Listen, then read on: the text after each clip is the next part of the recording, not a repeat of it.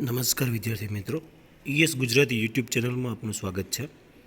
આજે આપણે જોઈશું સેમિસ્ટર 2 આઈટીઆઈના સેમિસ્ટર 2ના ઈએસ એમ્પ્લોયબિલિટી સ્કિલ સબ્જેક્ટના ચેપ્ટર નંબર 4ના એક પોઈન્ટ સ્વોટ વિશ્લેષણ, SWOT સ્વોટ વિશ્લેષણ. સ્વોટ શું છે, કેવી રીતે કામગીરી કરે, કોઈપણ કંપની માટે આનો કેટલો ફાયદો થાય એના વિશે ચર્ચા કરીએ. તો અમેરિકન બિઝનેસમેન અને મેનેજમેન્ટ કન્સલ્ટન્ટ આલ્બર્ટ એસ હમ્ફી નામનો એક બિઝનેસમેન હતો. એને 1960માં કંપનીને સફળતાપૂર્વક ચલાવવા માટે સ્વોટ એનાલિસિસ નામની એક પરિસ્થિતિ આપી. એમાં આ એક વ્યૂહાત્મક આયોજન છે, જેમાં સ્વોટનો એસ સ્ટાર્ટિંગ એસથી થાય. એસ એટલે સ્ટ્રેન્થ, જેને ગુજરાતીમાં કહીએ છીએ આપણે ક્ષમતાઓ. સ્વોટમાં બીજો અક્ષર છે ડબલ્યુ એટલે વીકનેસ એટલે મર્યાદાઓ. ત્રીજું છે ઓપોર્ચ્યુનિટીઝ એટલે તકો. અને ચોથું છે ટ્રેટ્સ એટલે જોખમો. તો બે પ્રકારના પરિબળો છે, એક આંતરિક પરિબળ, બીજું છે બાહ્ય પરિબળ. આંતરિક પરિબળમાં ક્ષમતાઓ અને મર્યાદાઓ આવશે, જ્યારે બાહ્ય પરિબળમાં તકો અને જોખમો આવશે. એટલે સ્ટ્રેન્થ અને વીકનેસ એ આંતરિક પરિબળો ગણાય, ઓપોર્ચ્યુનિટીઝ અને ટ્રેટ્સ એ બાહ્ય પરિબળો કહેવાય. જો ઉદ્દેશો સિદ્ધ કરવા હોય તો એના માટે કઈ વસ્તુની જરૂરી છે, તો તમારી અંદર રહેલી સ્ટ્રેન્થ અને ઓપોર્ચ્યુનિટીઝ તેની જરૂર છે. અને ઉદ્દેશ્ય તમારે જે સિદ્ધ કરવા માટે નુકસાનકારક કયું છે, તો તમારી વીકનેસ અને ટ્રેટ્સ. આ વિશે ચર્ચા કરીએ તો સ્વોટ એનાલિસિસ ઉદ્યોગ સંચાલક કે ઉદ્યોગ સાહસિકને પોતાની ક્ષમતાને નબળાઈને સમજવા માટે અને ધંધાકીય પરિબળોમાંથી ઉદ્ભવતી તકો અને જોખમોને ઓળખવાની અદ્વિતીય ટેકનિક છે. એ બે ભાગમાં વહેંચવામાં આવે, એક આંતરિક પરિબળો અને એક બાહ્ય પરિબળો.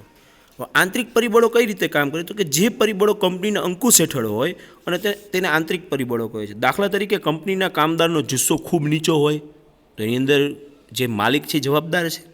મશીનરી જૂની ટેકનોલોજીની હોય તો પણ માલિક જવાબદાર છે. વેચાણ દળના કર્મચારીઓ કાર્યક્ષમતા ખૂબ ઊંચી હોય, ઉત્પાદન ખર્ચ ખૂબ નીચો હોય, આ બધા આંતરિક પરિબળો છે. અને આ આંતરિક પરિબળોનું સોલ્યુશન લાવવું પડે તો તમારી અંદર રહેલી સ્ટ્રેન્થ અને તમને મળતી ઓપોર્ચ્યુનિટીઝના આધારે તમે આમાં ચેન્જ લાવી શકો. પછી છે બાહ્ય પરિબળો. તો બાહ્ય પરિબળોમાં આવશે ઓપોર્ચ્યુનિટી અને ટ્રેટ્સ. તો બાહ્ય પરિબળો એટલે શું, તો કે જે પરિબળો કંપનીના અંકુશ હેઠળ ન હોય અને ઉદ્ભવેલી એવી પરિસ્થિતિઓ કે જેમાં કંપનીના સંચાલકો કે ઉદ્યોગ સાહસિક પોતાના નિર્ણયો દ્વારા અસર પાડી શકતા ન હોય. ઉલટાનું મોટે ભાગે આવી ધંધાકીય પર્યાવરણીય પરિસ્થિતિમાં સાથે અનુકૂળ સાધીને પોતાનામાં જરૂરી ફેરફાર પણ કરવો પડતો હોય, તો આવા પરિબળોને તમે શું કહી શકો, બાહ્ય પરિબળ. બરાબર છે. હવે પહેલાં જોઈએ સ્ટ્રેન્થ.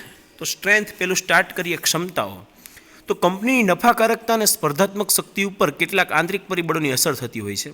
કંપનીની ઉત્પાદન કેપેસિટી, કંપનીની ઉત્પાદન સિસ્ટમ ઉપર નિયંત્રણ, માર્કેટિંગ, વેચાણ અને વિતરણની ટીમ, નાણાકીય સ્થિતિ, માનવ સંસાધનોનું આકસ્મિક સ્વરૂપ અને કંપનીની શાખ, વફાદાર અને કાયમી ગ્રાહકો, વિતરણ પ્રણાલીની ચેનલ જેવા અસંખ્ય આંતરિક પરિબળો કંપનીના ઉત્પાદન અને વેચાણમાં સાનુકૂળ અસર નિપજાવે છે.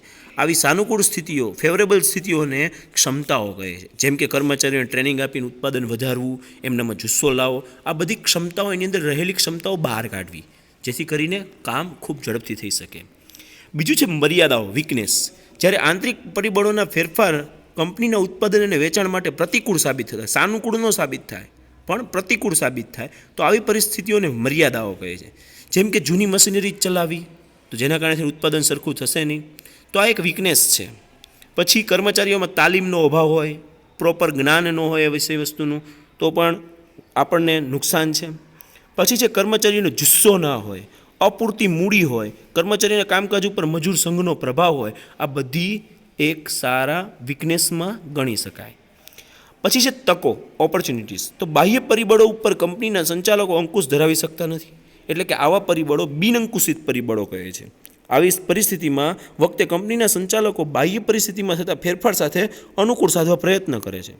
જો એકમની વર્તમાન પરિસ્થિતિના અનુસંધાનમાં આવા ફેરફારો એકમ માટે લાભદાયી પુરવાર થતા હોય તો તક કહેવાય.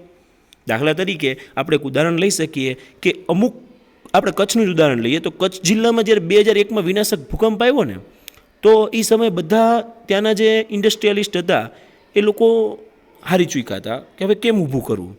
એ જ સમયે રાજ્ય સરકારે જાહેર કર્યું ટેક્સ હોલિડે, એટલે કે ટેક્સમાં રાહત. તો આવા સમયે જે ઉદ્યોગોકારક જે કંઈ પણ ઉદ્યોગ સાહસિક છે એ લોકો આગળ આવ્યા કે ચલો ટેક્સ તો નથી ભરવાનો, એટલે આપણી મૂડી રોકી એનો જે નફો થાય એ જ આપણો બિઝનેસ ચલાવી આપે. તો આ એક પ્રકારની શું થઈ, ઓપોર્ચ્યુનિટીઝ થઈ. પછી છે ટ્રેડ્સ. ટ્રેડ્સ એટલે જોખમો. તો આગળ દર્શાવેલા બાહ્ય પર્યાવરણના ફેરફારો પૈકી જે ફેરફારો એકમની ઉપર વિપરીત અસર કરે, એવું જરૂરી નથી કે તમારા ઉપર પોઝિટિવ અસર પણ થાય, પોઝિટિવ અસર જ થાય, વિપરીત અસર પણ કરે. દાખલા તરીકે કોઈ કંપની છે, એ નામની કંપની, એ બોલ બેરિંગનું ઉત્પાદન કરે અને એના વેચાણ મુજબ જે કંઈ પણ વેચાણ કરવાનું લક્ષ્ય મુજબનું વેચાણ કરે. અચાનક જ કોઈક નવી કંપની ઊભી થાય, બી નામની, અને એવી નવી બોલ બેરિંગ અથવા તો એનાથી સારી ક્વોલિટીની બોલ બેરિંગ બજારમાં વેચવા માંડે અને એનાથી પણ ઓછા ભાવમાં ઉત્પાદન કરે. તો એ કંપની માટે જોખમકારક થયું ને, બી કંપની માટે એ ફાયદાકારક છે. તો આ સમયે પોતાનામાં થોડો ઘણો ચેન્જ કરવો, કેવી રીતે સારું ઉત્પાદન કરી શકાય, કર્મચારીઓનો જુસ્સો વધારવો, આ જોખમો બાહ્ય કંપનીની કમ્પેરિઝનથી જોખમો આવે અને ઓછામાં ઓછું નુકસાન થાય પોતાની કંપનીને, અને સંચાલકો અને ઉદ્યોગપતિઓ બહારના વાતાવરણ સાથે અનુકૂળ સાધવાનો પ્રયત્ન કરે, જેને આપણે ટ્રેડ્સમાં ગણાવી શકીએ. એક સરસ મજાનું ઉદાહરણ ટિસ્કો કંપનીનું. ટિસ્કોનું આખું નામ છે ટાટા આયર્ન સ્ટીલ કંપની. આનું એક આપણે ઉદાહરણ હવે જોઈશું. ટિસ્કો કંપનીની અંદર સ્વોટનું વિશ્લેષણ કેવી રીતે કરવું. તો આપણે 4 જાણીએ છીએ. સ્વોટ એટલે strength, weakness, opportunity and threats.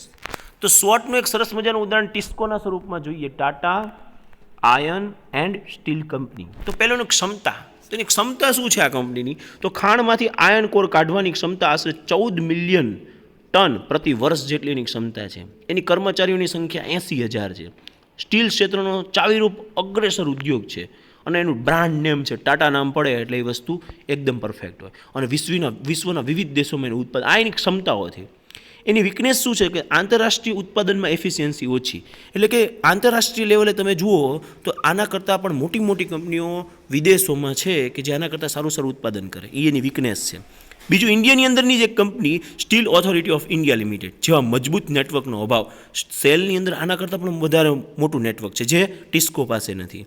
પછી જે કાચો માલ પ્લાન્ટ સુધી પહોંચાડવાનો ખર્ચ વધુ, આ એક એની મર્યાદા છે. પછી તક શું છે એની માટે? તો એશિયા આફ્રિકા ખંડના કોલ બ્લોકને હસ્તાંતર કરવાની સંભાવના, એવી સંભાવના રહેલી છે કે એશિયા અને આફ્રિકા ખંડના જે કોલ બ્લોક રહે ને એની પાસે આવી જશે, એની પાસે તક છે. આંતરરાષ્ટ્રીય સ્તરે નિકાસની સંભાવના, પોતે નિકાસ આંતરરાષ્ટ્રીય કક્ષાએ કરી શકશે, તો એની પાસે તક છે. પબ્લિક પ્રાઇવેટ પાર્ટનર ક્ષેત્ર તરીકે પીપીપી, પબ્લિક પ્રાઇવેટ પાર્ટનર ક્ષેત્રે વિકાસની સંભાવના છે. અને ગોપાલપુર પ્રોજેક્ટ, ઓરિસ્સાની અંદર ગોપાલપુર પ્રોજેક્ટ એનો ચાલુ થવાનો છે અને ગ્રાહકની ઓર્ડર મુજબ પેદાશનું વધુ ઉત્પાદન થવાની પણ સંભાવના છે. આ એની તક છે. એની ધમકીઓ શું છે? તો ટ્રેડ્સ શું છે? તો કે વિદેશી અને નવા હરીફોને બજારમાં પ્રવેશનું જોખમ છે અને વિદેશી ઉત્પાદન ભારતમાં ડમ્પિંગ થતાં કિંમત ઘટાડાનું પણ જોખમ છે. આ બધા એના જોખમો છે. નવા હરીફો બજારમાં અત્યારે ઉતરી રહ્યા છે, બરાબર, અને વિદેશી ઉત્પાદન થતાં બહારનું જ ઉત્પાદન બધું ઇન્ડિયામાં આવી રહ્યું છે, તો પોતે અહીંયા ઉત્પાદન કરે એ મોંઘું પડે છે, જેથી કરીને કિંમત ઘટાડવું પડશે. સરકારને નિયમન કરીને અંકુશો રાખેલા છે અને ગોપાલપુર પ્રોજેક્ટ ઊંચી મૂડીરોકાણને કારણે જોખમમાં વધારો કરી શકે તેમ છે. મિત્રો, આ તો સ્વોટ એનાલિસિસ. હવે નેક્સ્ટ વિડીયોમાં આપણે આગળ જોઈશું ન્યૂ ટોપિક, ઉદ્યોગ સાહસિકને સહાયક બનતી સંસ્થાઓ. આ ટોપિક વિશે જ્ઞાન મેળવીશું. આ વિડીયો માત્ર ને માત્ર આઈટીઆઈમાં આવતા એમ્પ્લોયબિલિટી સ્કિલ સબ્જેક્ટ માટે છે, એટલે થોડુંક લેવલ લો હશે, જે ધ્યાને લેશો. Thank you.